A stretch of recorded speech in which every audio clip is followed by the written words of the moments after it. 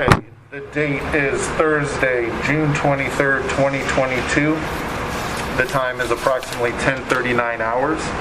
My name is Inspector Troy Cope with the Florida Department of Law Enforcement, Office of Executive Investigations, Public Corruptions Unit.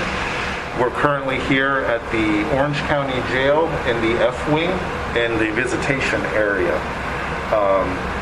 And for the record, I want to introduce everybody before we go further. Special Agent Supervisor Louis McGrett with the Florida Department of Law Enforcement, Office of Executive Investigations.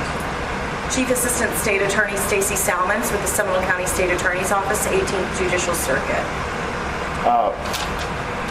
Fritz Scheller. I'm Joel Greenberg's defense attorney. Okay, and Mr. Greenberg, could I get you to state and spell your name? Joel Greenberg, Joelgrenberg. What you just heard was recorded inside the Orange County Jail in June. Joel Greenberg, Seminole County's disgraced former tax collector who's being held there as he awaits sentencing on sex trafficking and other federal charges, was meeting with several state investigators who were delving into a spoiler candidate scheme from 2 years earlier. Greenberg, once a brash radio host turned politician who seemed to believe he was above the law, answered every question in a matter-of-fact tone. He spoke not just about the election the state was investigating, but about his own crimes, about shady dealings by his former allies, about a Seminole County political scene he likened to organized crime. These guys are, for the most part, extremely organized with what they do. They're very intelligent, and they operate as a little mafia type. I mean, you know the guys. Over 2.5 hours, speaking under oath, Greenberg described widespread corruption in Central Florida politics, lucrative jobs and contracts doled out as political favors, cash handoffs to avoid detection, developers pulling the strings of public officials, and a who's who of local politicians and influential figures who benefited.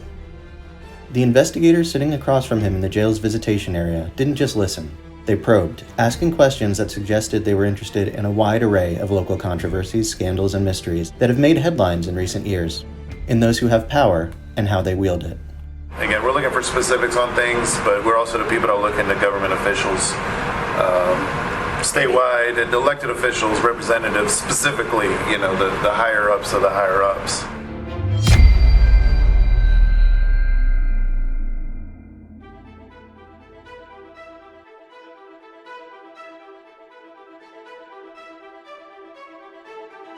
Hello, and welcome back to Joel Greenberg, The Man, The Scandal, The Players, brought to you by the Orlando Sentinel. I'm your host, Jeff Weiner. It's been a long time since our last episode, last December, in fact. At the time, we were looking ahead to Joel Greenberg finally learning his fate. Sentencing was set for March of 2022, and the judge overseeing his case had made clear that there would be no more delays. Since then, there have been several more delays. In February, Greenberg's attorneys asked to push the date of his sentencing back. U.S. District Judge Gregory Presnell granted the request, writing in his order that the delay was, quote, in the interest of justice. In May, Presnell indicated he planned to sentence Greenberg by August or sooner. Then, in July, he set a new date, December 1st. For now, that date's still on the books, and recently there's been a flurry of activity to suggest that this time it will hold. There's been little outward indication as to what led to the delays, each preceded by status reports from federal prosecutors that were sealed from public view. The government asked for that, explaining that revealing any updates about their progress would imperil ongoing investigations. But there's one thing we know for sure. Greenberg has been talking. So far, at least 4 of his former associates have been indicted or pleaded guilty in federal court, based in part on his testimony, something that could help him avoid a harsh sentence when he stands before Presnell next month. His talks with federal investigators are shrouded in secrecy. But the Sentinel recently obtained audio of his interview with state investigators in June. In this episode, you'll hear some of what Greenberg had to say in his own words. Fair warning, the audio is heavily redacted, but it's still quite revealing. Not just in terms of what Greenberg has said, but what investigators want to know. You mentioned that, a lot of things were by the playbook, like the names and everything. Anything else that you guys discussed that would kind of cross over on the illegal realm?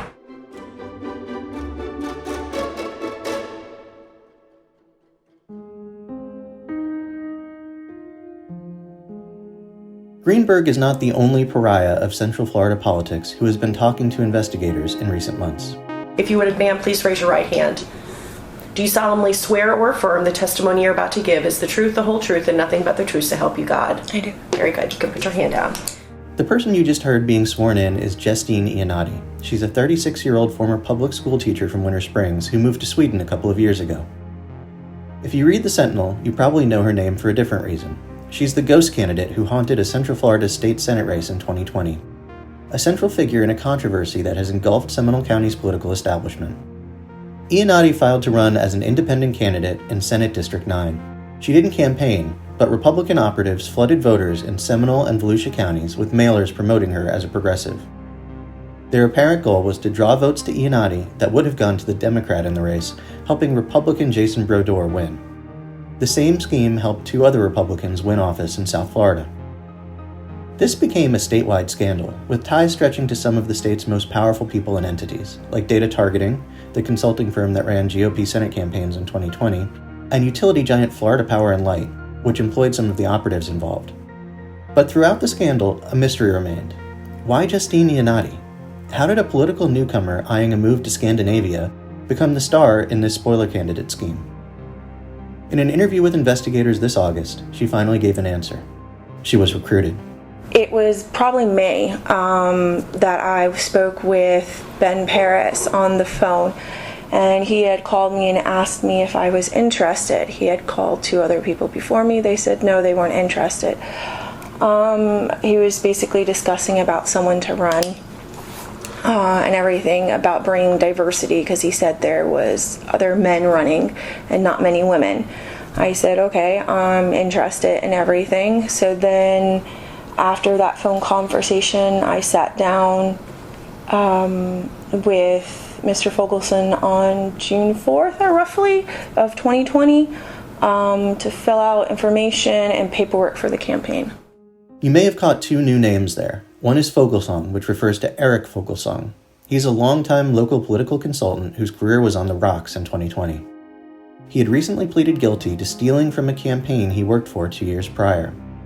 He secretly helped Iannotti launch her campaign and allegedly contributed $1,200 in cash. The other name is Ben Paris. In addition to being a longtime acquaintance of Iannotti, he's Seminole County's Republican Party chairman. And until recently, he was also a high-ranking official with the Seminole Chamber, an organization that promotes businesses in the county. That organization's CEO in 2020 and now is Jason Brodeur, the man who was elected with help from Iannotti's campaign and the ads that promoted her. Brodeur has dodged questions about what he knew about Iannotti's campaign and when. In June, when Sentinel journalist Annie Martin confronted him outside a fundraiser, Brodeur said he had no knowledge of the scheme or Ben Paris's role in it. But Joel Greenberg said in his jailhouse interview that there was no way Brodeur was in the dark about his employees' plans. Here's Florida Department of Law Enforcement investigator Troy Cope questioning Greenberg. Okay, so the one thing you are sure with Brodeur is that he had firsthand knowledge that the plan was to run a third-party candidate in his race. Absolutely. Okay, so if he's saying to the media, which again is not under oath or anything, he had no idea, he wasn't a part of it, and again, I'm paraphrasing, I'm not quoting directly from there, so I don't want to put words in his mouth, but if he's saying he was not involved, you're saying that's not true. That is absolutely not true. I mean, he's the type of person that knows exactly what's going on. Exactly what's going on. They're not going to leave it a chance. I mean, they're running a multi-million-dollar operation with this campaign, raising $10, $15 million. You don't leave something like that a chance. And they won by, a very, very thin margin. I mean, those things just don't happen by chance. Greenberg even claimed he had been present in late 2019 or early 2020 when Brodeur, Fogelsong, and Paris discussed the plan to recruit a spoiler candidate for the District 9 race. Okay. Brodeur was there, present in the conversation, just like you'd be sitting around this table. And Ben Paris was there. Brodeur, who didn't respond to a request for comment, hasn't been accused of any wrongdoing by authorities. And he didn't suffer at the polls this month when voters re-elected him to a second term in the state Senate. After Greenberg's interview came to light, the Seminole Chamber launched what it described as a systematic review of Brodeur's tenure and hiring practices, as well as the Chamber's role in politics. Last week, the organization released a statement saying that it had found no evidence of illegality or unethical behavior. However, it also announced that Brodeur would be leaving the organization when his contract expires at the end of the year. In the statement, Chamber Chair Lauren Miller said, quote, "At this point, we agree that having a president and CEO who is focused solely on the Chamber would be best for our organization now, and we fully anticipate Jason's responsibilities as our community's state senator will be, and should be, his primary focus," unquote.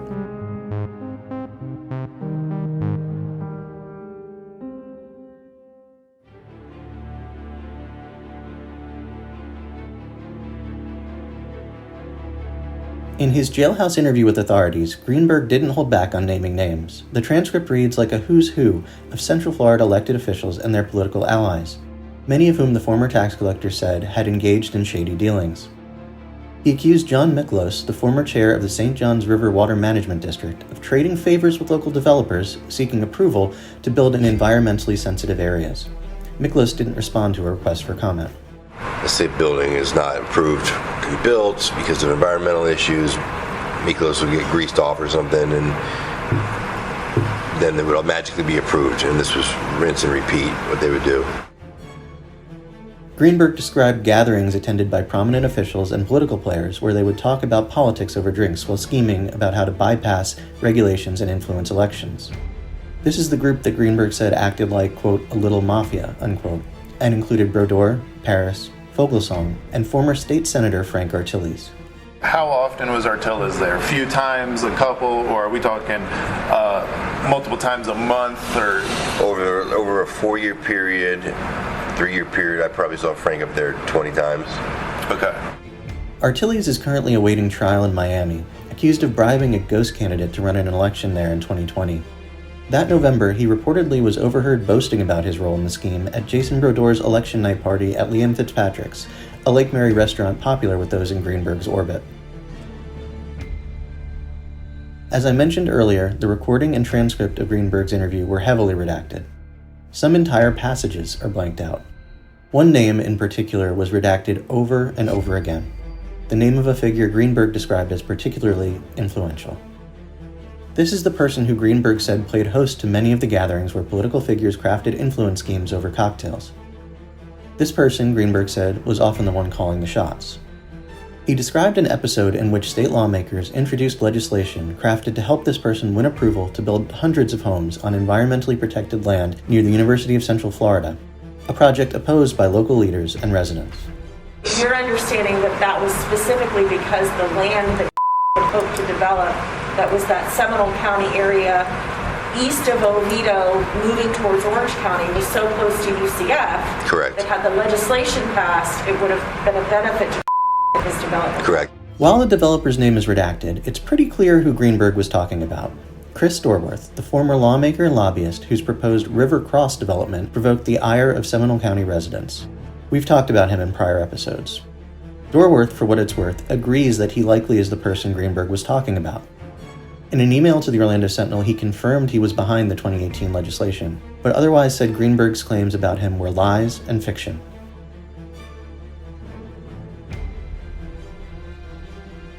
Greenberg also admitted in the interview to doling out no-show jobs on the taxpayer's dime to political allies, something he explicitly described as favor trading. Far from a typical hiring process, he said the jobs were offered over drinks at Liam Fitzpatrick's in Lake Mary. A lot of these conversations would happen up at Liam's, drinking beer and stuff, but there was the understanding that if somebody was coming along to do work, they were going to be overpaid, and if anything was needed, they would remember that they were being paid too much to do a job that it could have been paid a lot less. I don't remember the exact words.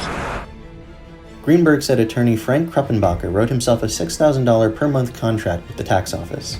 The paperwork said the pay was for legal matters, but Greenberg said Kruppenbacher promised to help with his 2020 re-election bid. He also could provide access to powerful people, like then Governor Rick Scott. He really oversold what he could do. He was supposed to set up some sort of either political action committee or something to help me in the 2020 election. And that's another thing we never got around to doing, but paid him a lot of money for very little. I mean, he was paid a lot of money from the office, and he didn't really do anything. Greenberg said he had a similar arrangement with State Representative Anthony Sabatini, who was also on the tax collector's payroll for legal work. Sabatini never got back to us when we asked him to comment on this. Kruppenbacher said he provided a variety of legal services for the tax office and never got involved in politics on Greenberg's behalf. The admission that he doled out no-work jobs confirms the findings of an audit Seminole County conducted following Greenberg's resignation. It found he wasted taxpayer money on needless consultants, personal expenses, and a hoard of cryptocurrency, among other things. The county has been working to claw back some of what Greenberg cost taxpayers and had a breakthrough last week, when County Attorney Bryant Applegate told commissioners that after lengthy negotiations, Greenberg had agreed to pay more than $1.3 million in restitution. He said the county's quest to be made whole is far from over, announcing plans to pursue civil and criminal penalties against anyone who broke the law alongside the former tax collector. I've decided to turn over all our files related to the other individuals and entities to the Florida Department of Law Enforcement. I'm requesting that it begin an investigation into the files to determine along with the state attorney's office if any of the files warrant criminal proceedings against any other individuals and entities. Additionally, county's outside counsel, Ed Baxa, and the law firm of Foley Lardner, in cooperation with the county attorney's office, will begin at the same time civil action seeking restitution against many other individuals and entities as possible.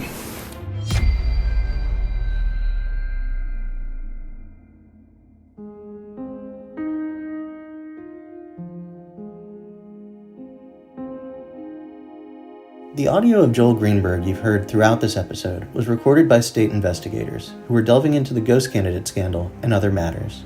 But Greenberg has also given multiple interviews to federal investigators. Those sessions aren't public, but they're important. The value of the information he has provided the feds could mean the difference between Greenberg spending a short time in prison or a decade or more. That's because Greenberg is facing a minimum mandatory sentence of 12 years in prison, 10 years for sex trafficking of a child, and another 2 for identity theft. He could also face additional time on the 4 other counts to which he pleaded guilty last year. But prosecutors recently filed a motion asking Greenberg's judge to downward depart, meaning choose a sentence below the minimum, on the sex trafficking charge. The reason? They said Greenberg had offered what's known as substantial assistance to the government in building cases against other people. Federal sentencing is complicated in general, but especially so in a case like Greenberg's. He faced 33 charges originally and was accused of a staggering spectrum of offenses, most of them allegedly committed when he held public office, violating his oath to taxpayers. To help us figure out what to expect next month, we spoke to veteran criminal defense attorney Mark O'Mara. He said despite them crediting Greenberg for his assistance, prosecutors likely will argue he should do significant time in prison. I think several years in prison is what they want for Mr. Greenberg, and that's what they're going to seek.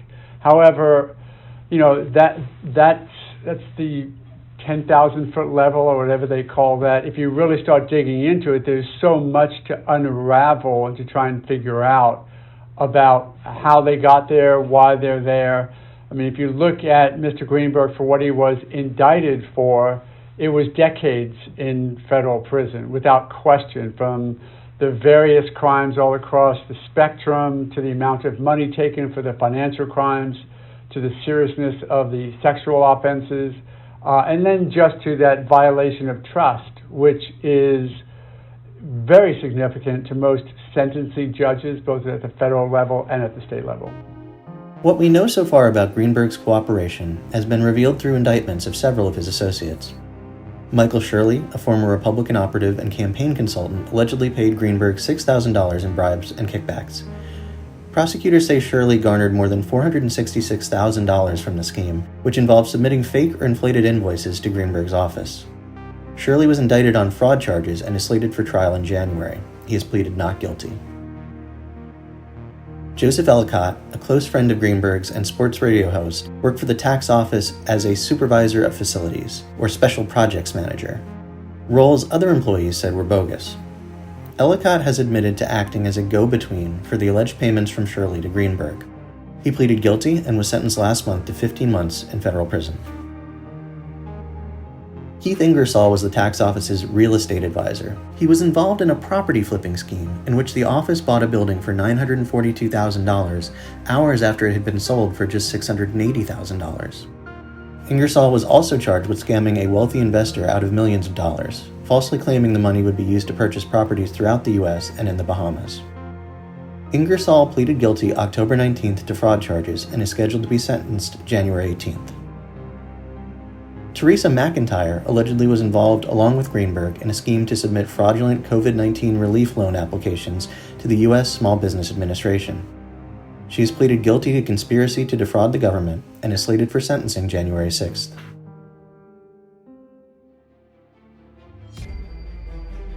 The motion for a downward departure by Assistant U.S. Attorney Amanda Daniels also noted that Greenberg had cooperated on other matters, though what those are remains a secret. The prosecutor's motion was accompanied by a memorandum filed under seal, which apparently details investigations he helped with that aren't yet public. That presumably includes the government probe into Congressman Matt Gaetz, who numerous reports have indicated was under investigation related to the Greenberg matter. Those probes reportedly centered on whether he had sex with the same 17-year-old that Greenberg did. A Washington Post report in September suggested charges against Gaetz are unlikely. The report said that career Justice Department prosecutors had recommended against charging Gaetz due to concerns about the credibility of key witnesses against him, including Greenberg. In a court filing this week, Greenberg's attorney, Fritz Scheller, directed veiled criticism at the Department of Justice in Washington for so far failing to bring charges based on Greenberg's cooperation, unlike the Central Florida-based federal prosecutors who built cases against several of the former tax collector's associates. Quote, "Perhaps the DOJ in Washington is still moving forward on its prosecutions," unquote, Schiller said, later adding, quote, "Perhaps the DOJ are master strategists far beyond the capabilities of the undersigned. Or, perhaps the DOJ is like Nero, fiddling away as Rome burns," unquote. Still, Greenberg is being given a significant amount of credit for helping the government. Prosecutors are asking a judge to reduce the offense level of his sex trafficking charge by 10. According to O'Mara, that's a lot. I will tell you, I've done this for a long, long time. I can count on one hand and still have a couple of fingers to snap how many times I've gotten 10 levels. That figure, O'Mara said, was likely negotiated between Greenberg's defense and the prosecution, with Greenberg trading information about his former associates for point reductions in his sentence. I wasn't privy, but I've done it my entire life. There was some horse trading going on as to determining when and how many levels they were going to get to, and I have a feeling the government was going, give you 2 for that, give you 2 for that, give you 2 for that, give you 2 for that, and the defense, of course, is not going to stop there. They're doing exactly what a good defense counsel would be, which is, no, I want 4 for that, 4 for that, 4 for that, 4 for that, add them up, judge, we're out of here. In his filing this week, Scheller wrote that the downward departure reduced Greenberg's potential sentence under federal guidelines from about 22 to 27 years, all the way down to about 7 to 9 years. Greenberg also will get credit for the time he's already spent behind bars. After initially being granted bond and violating his conditions, he was booked into the Orange County Jail in March of last year, and has been there ever since. That will be deducted from whatever penalty he's given. He will get credit for every day that he has been incarcerated on these charges, so if he were to get a sentence equal to or less, then he walks out the door at sentencing. If it's equal to or a few months more, then he'll serve whatever he has left, but he will get credit for the time that he's already put in. That said, O'Mara doesn't expect Greenberg to leave his sentencing hearing December 1st a free man. The breach of public trust that Greenberg's behavior represented is the kind of thing that rubs judges the wrong way, and that they try to discourage. And ultimately, it's up to the judge to decide Greenberg's fate. My opinion, not being a federal district court judge, is that any district court judge is going to be very frustrated, very upset with what Mr. Greenberg did, everything that he did. Yes, he will give the benefit to the government for their request for a downward departure, but I think that the federal judges that I know in the Middle District and throughout the country are going to look at Mr. Greenberg and be very, very concerned with that breach of trust, regardless of the mea culpa that is seen in the substantial assistance that he gave. I believe that a federal judge is going to give him several years of incarceration.